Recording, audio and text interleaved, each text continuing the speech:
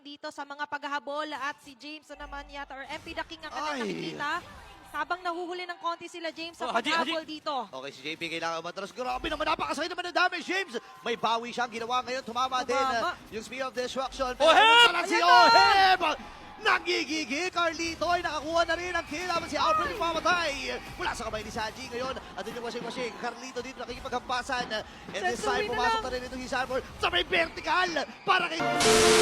Awi ngayon. Ayun na naman. May nagaganap atang counter play mula kay Danny James. At nakakuha rin siya ng kill. Si Sanford at ang buong kupunan. Si Oheb! Si Oheb! Grabe naman! Nasa harapan na itong si Oheb. Ng buong kupunan si Twisted Minds.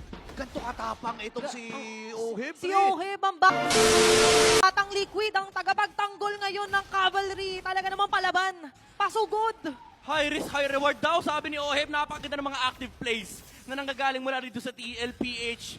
And kanina, even though nakakita tayo ng malupit na proactive play mula dito kay JP at si Carl ngayon, si Oheb na yung kalaban ng Twisted Mind. At sa ngayon, nangaabangan natin kung sino ba muli ang masesetapan dito ni Daddy JP. Kasi sa ngayon, they're under hunting mode na nga lang din nakaabang sa labas ng base. Ito ang pagtalon ni Sanford sa gitna, sa likod. Napakatapang talaga pero si Sue nasa likuran.